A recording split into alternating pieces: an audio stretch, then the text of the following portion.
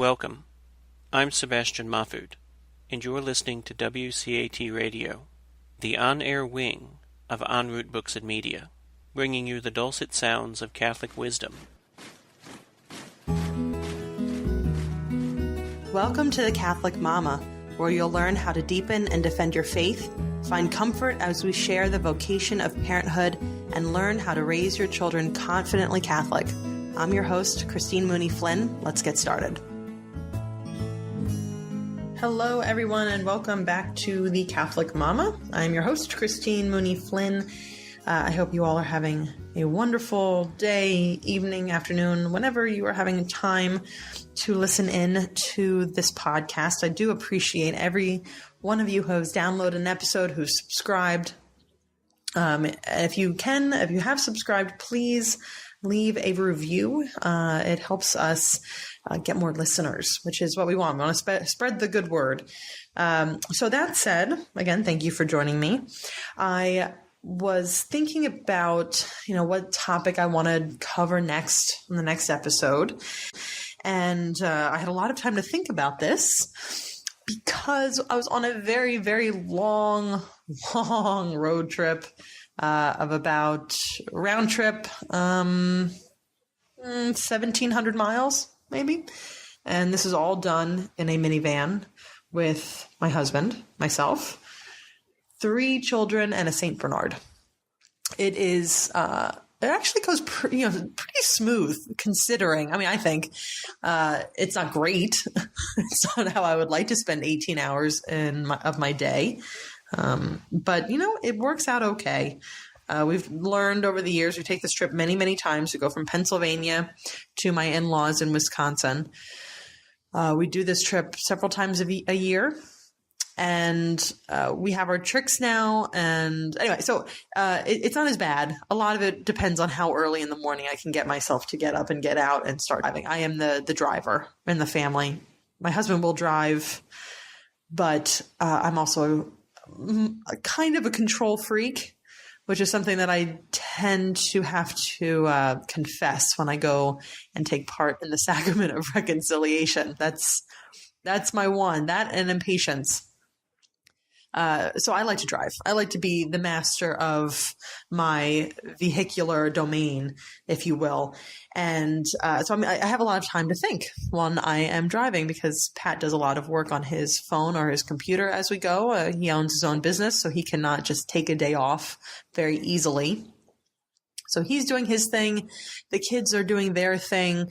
If you can believe it, on this last trip, there was no electronic use by my children.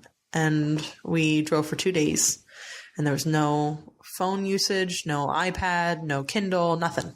They relied completely on their toys in the back seat, themselves, each other, some music, and crayons. Excuse me. So as I was thinking on this very, very, very long drive, it's like,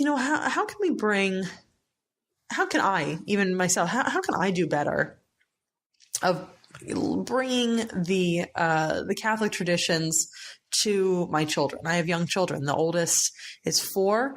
My middle one just turned 3 last week, and my youngest turns 1 tomorrow. So, and as a new Catholic, I'm really trying to figure this out. I wasn't raised with Catholic traditions. My family had been Catholic prior to my birth, but by the time I came around, they had gotten away from it. So I don't have this tradition, and I don't want to, try to reinvent the wheel, which is why the community in the Catholic Church is so incredibly important. If I can, slip into that and see what's working for other people. But there's also stuff around the house. I'm thinking, what works for our family? So I wanted to share today some ideas for how to bring the faith, some practical ways of how to bring the faith to your children and to your entire family. This includes the adults who are willing to participate.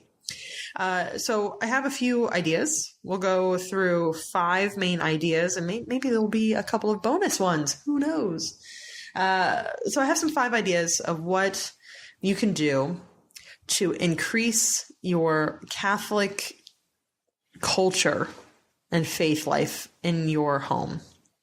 And before we get started on that, I was reading my typical morning, and I think I mentioned this in a previous episode. My typical morning is, I get up at 4:45, 5 o'clock, pour myself a cup of coffee, sit down with the Bible, read whatever I need to do in the Bible that evening or that morning.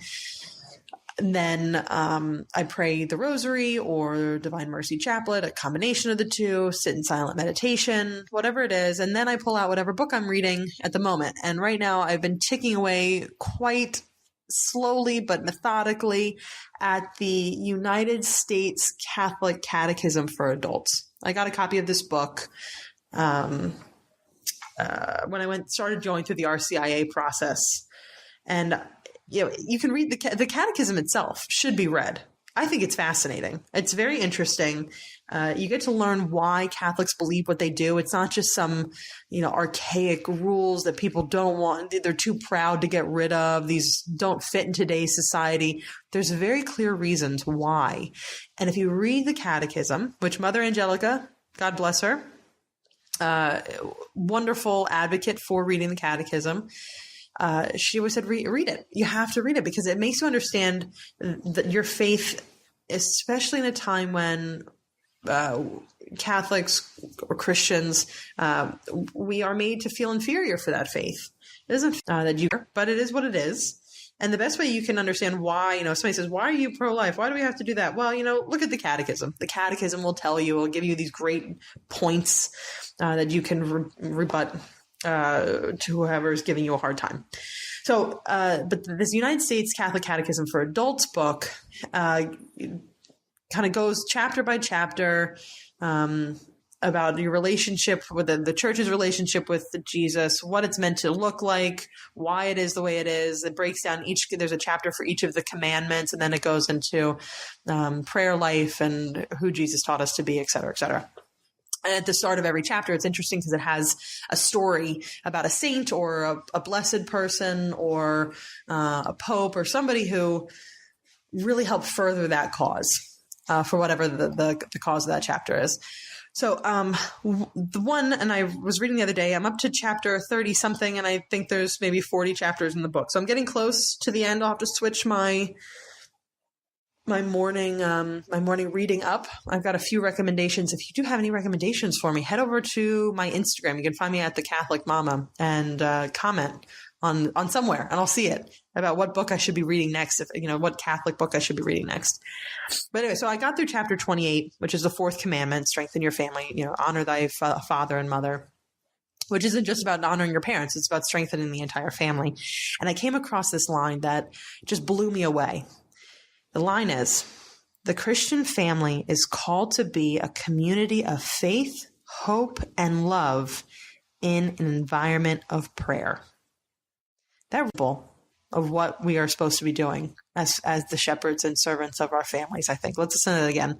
The Christian family is called to be a community of faith, hope, and love in an environment of prayer. That really sums up what we can do.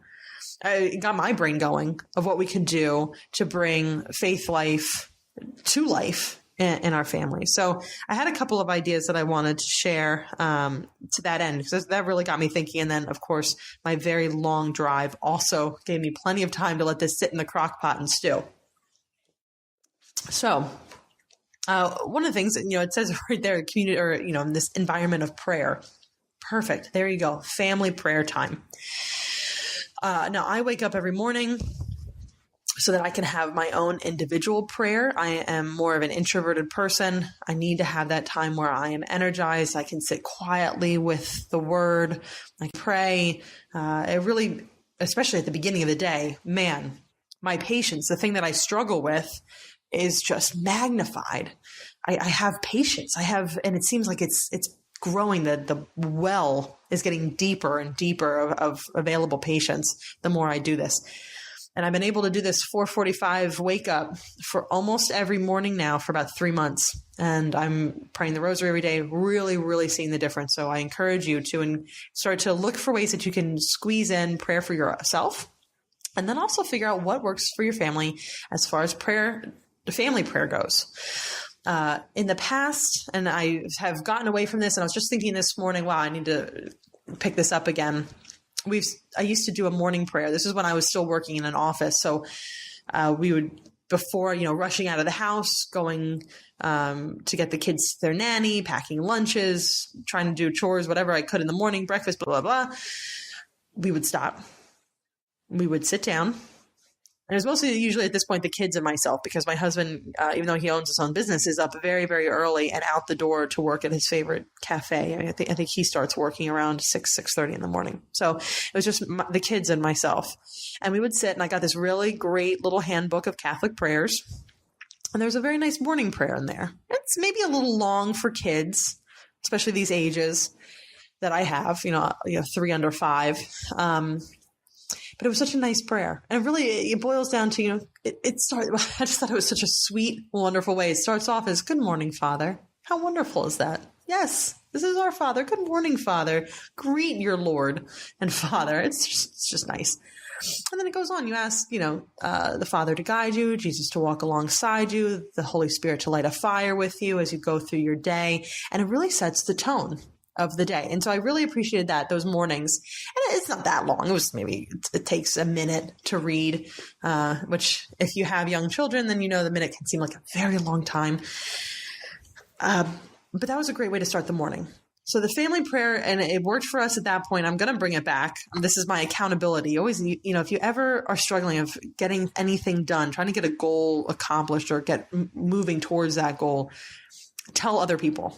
So this is me telling you, I'm going to start morning prayer with my kids again. And you know what? Tomorrow morning we are getting up and we're driving 3 hours up to New York to spend a week with my family. So in the hubbub of packing the car and all of that, I am committing to saying that prayer. And I will let you know in the next episode if I actually stuck to this. I'm going to bet that because I am also going to pray tonight before bed that I actually get this done.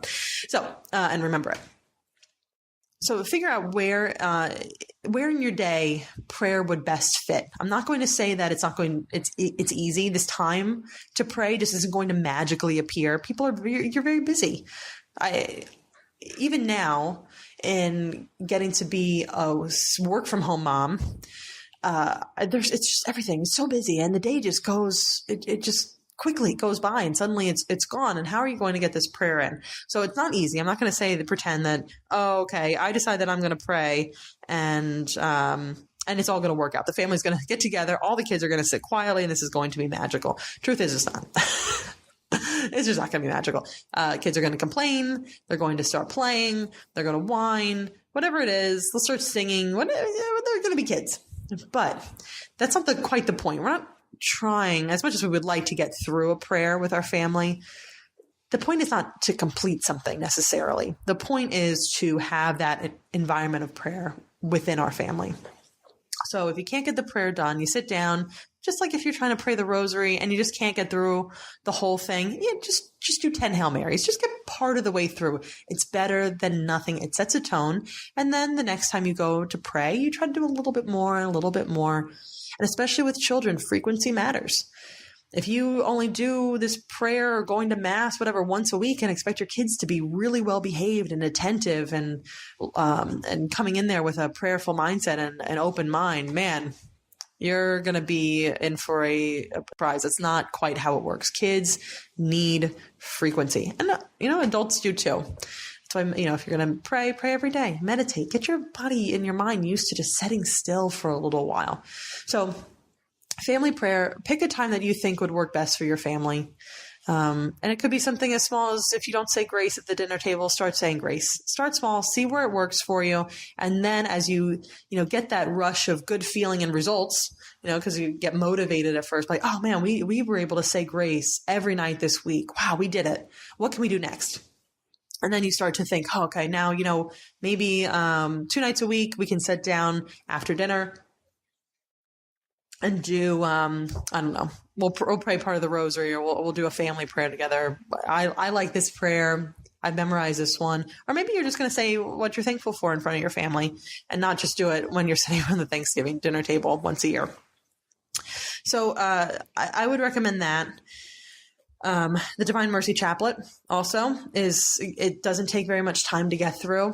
And it is, to me, it's very meaningful. There's also, a few other prayers related to the Divine Mercy Chaplet that you can say that really help set the tone for being more loving, kinder, gentler, and making sure that your kids understand. I think this family prayer time also helps your kids realize that they're not in competition with one another and the family is a team.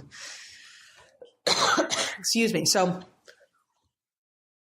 figure that out. Task 1, family prayer time. That's one way.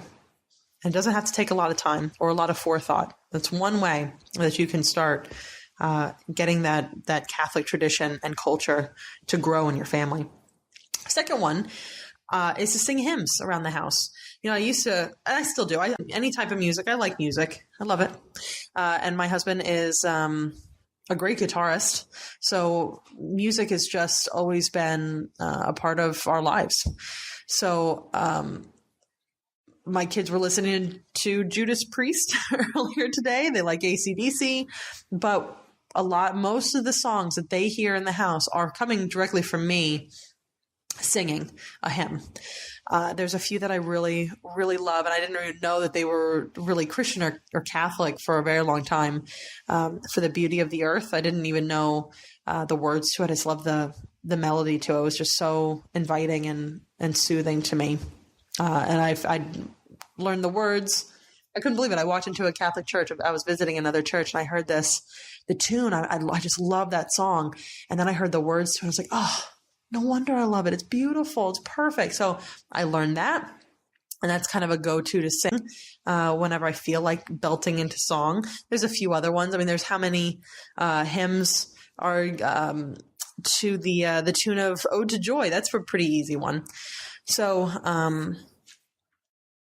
find some hymns that you enjoy. See what works for you. I mean, even if you don't have a great voice, it doesn't matter. God, what is it that you pray twice when you sing? Something like, it's really joyful. It's something that you're really dedicating yourself to. So take the time to learn a couple of hymns and sing them. Just when you feel like singing a tune, you need to break up the silence or you want to make things a little calmer, whatever it is. Try that. If you're not much one for singing yourself, then I would recommend looking for, depending on the age of your children, but, going to the iTunes store, finding on the way home from our trip, I downloaded 100 Christian kid songs, Go Tell on the Mountain, like fun ones. So there are a lot of options that you can just play in the background. And that's something that, just playing things in the background, even if it's, whether or not it's music, it could be a podcast, that stuff really does start to sink in. And that also means, conversely, you should really pay attention to what's on in the background, because that can, better or for worse, sink in. So if you're listening to, I say this as I'm saying my kids listen to Judas Priest. But if you're listening to like really crap stuff a lot, whether that's on TV as filler noise in the background, pay attention to that, because that does affect people. If you're going to put on something, put on EWTN in the background. That's great. Eternal Word Television Network. Mother Angelica was on it. That was awesome. Any of the Franciscan University episodes, I think those are on EWTN, but you can find them on YouTube as well. They're really fascinating talks. And then you can learn a lot on your own too, without, so along the lines of finding songs that are worthwhile singing, maybe every once in a while just swap out, a crime drama for EWTN, a Father Pacwa episode or something like that. So you'll learn something, and then you won't constantly be just bombarded by a lot of pop culture stuff that doesn't really have any religious overtones to it like it should. All right, so that's number 2, sing hymns. Number 3, just have conversations. Kids are natural philosophers and theologians. They ask really interesting questions about God, as long as you are giving them that opportunity to ask these questions and not saying, I don't know, God made it that way. That's the easy answer. Listen to the questions, have conversations, and this kind of will help prep you if you plan on going out and evangelizing and you're not quite sure you can answer all the questions. Man, listen to what your kids have to say. Ask them, start the conversation. Hey, how do you feel about I don't know. Do you think dogs go to heaven? I don't know. And then see what the kids say. I'm like, oh yeah, that's a really interesting question. I've heard that they do. This is really fascinating. They're our best friends. Of course they would go to heaven with us or whatever, or how these conversations, your kid asks you a question. You say, I don't know that answer. Let's look it up together. Catholic Answers is a great website if you need a resource for that. So don't be shy about having those conversations. And again, your kids are going to ask these really interesting questions. They'll prep you. And some of them are very basic questions. Like my son the other day asked why, excuse me, I have so many allergies right now. Pollen. Let me take a sip. Okay. My son asked the other day, why doesn't God get older and die? We had just had a family member who passed away of pretty old age. And so this concept of death has been ongoing. We've had a lot of conversations about it.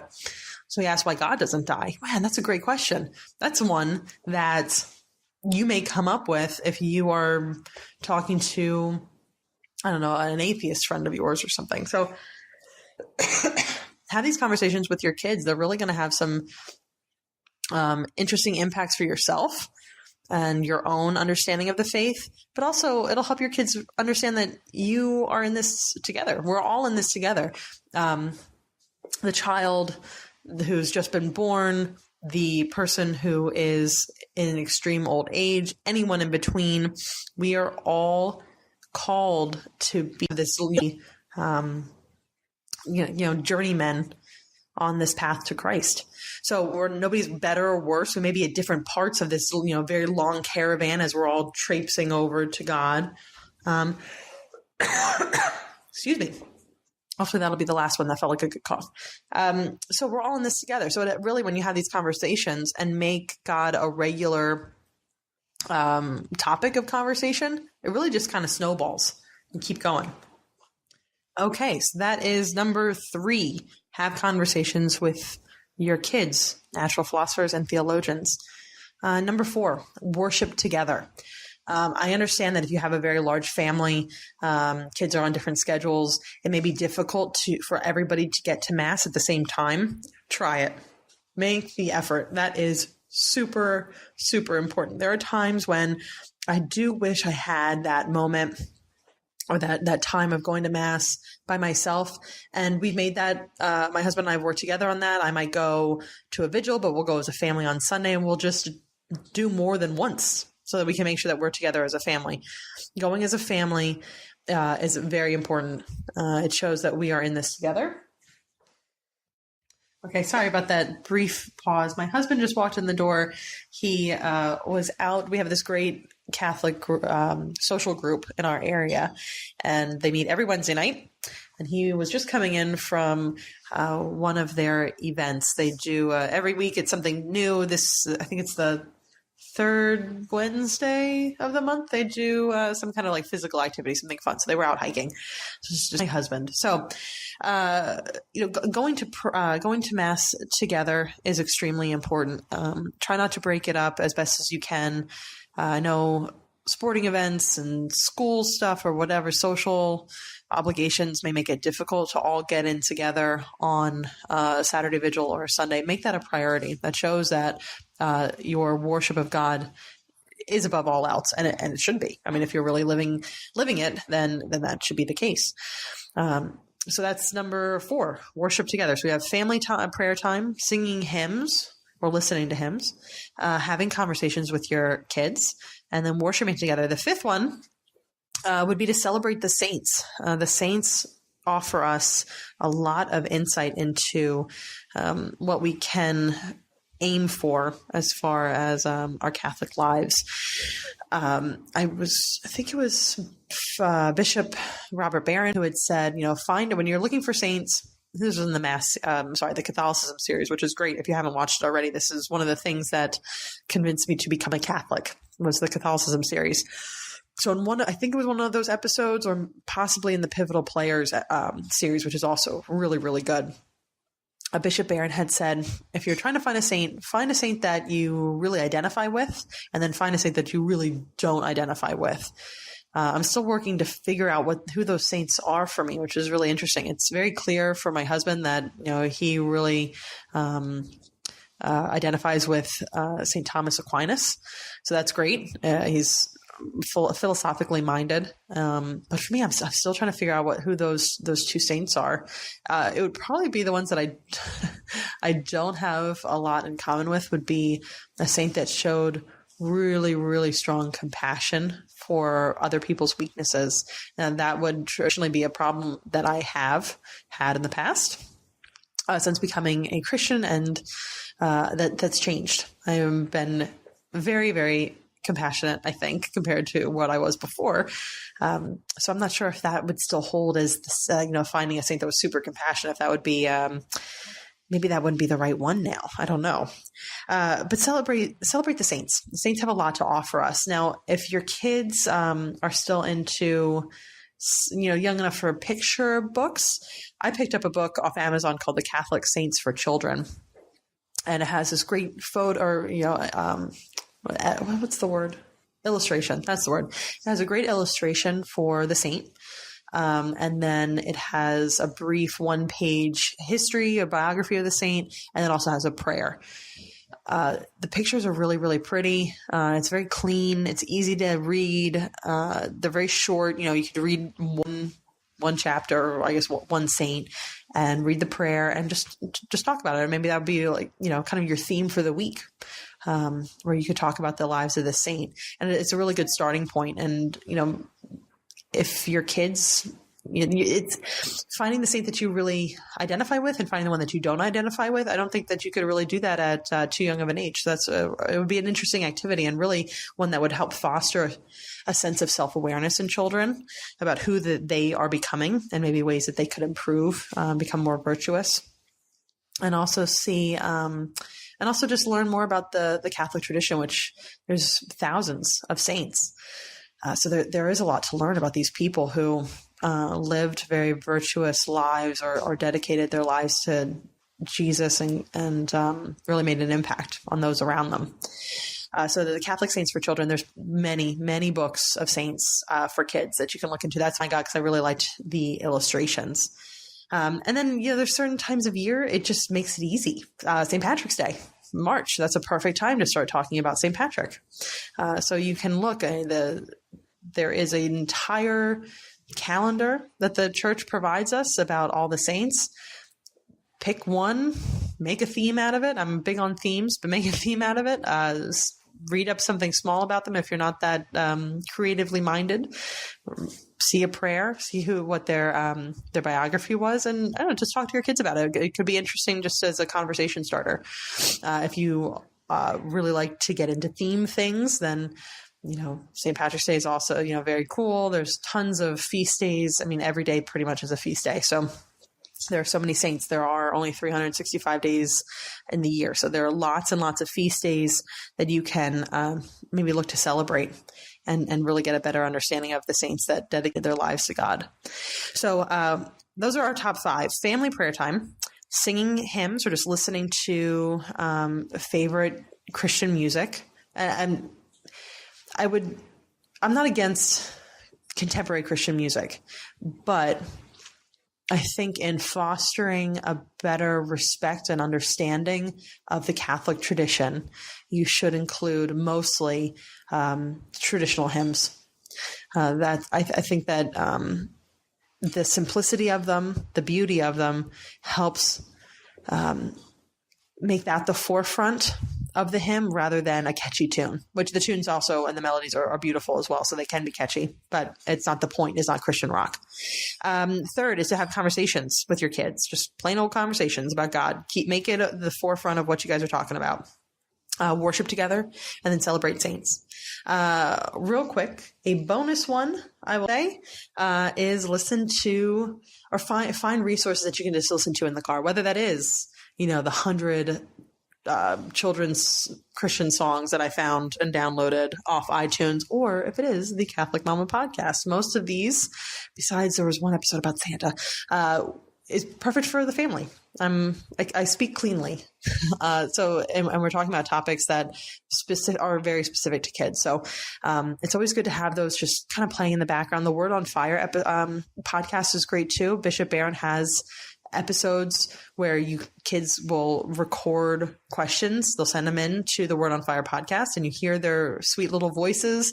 And Bishop Barron is very respectful and wonderful when he responds to them. So that could be a great inroad for your kids, just to listen to these other kids just like them, because that's what we like, right? Is to feel like we are part of something and there are others just like us.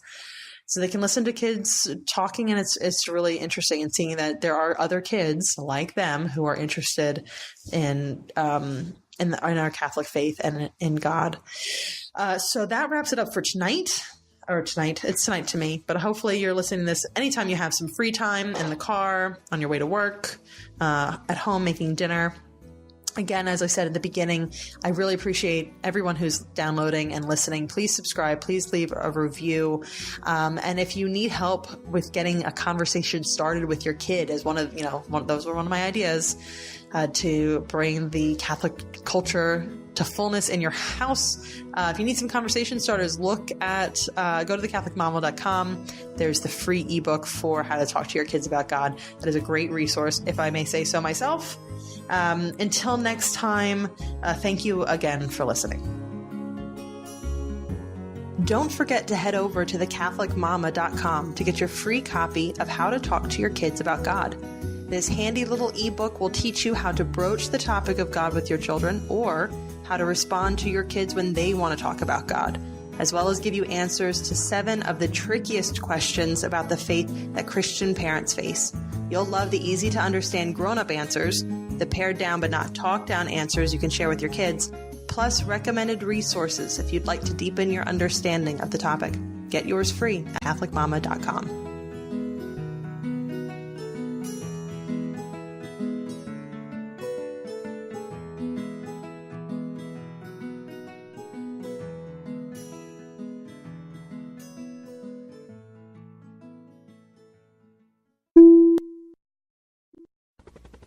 We hope you enjoyed the program and will join us back for another show on WCAT Radio.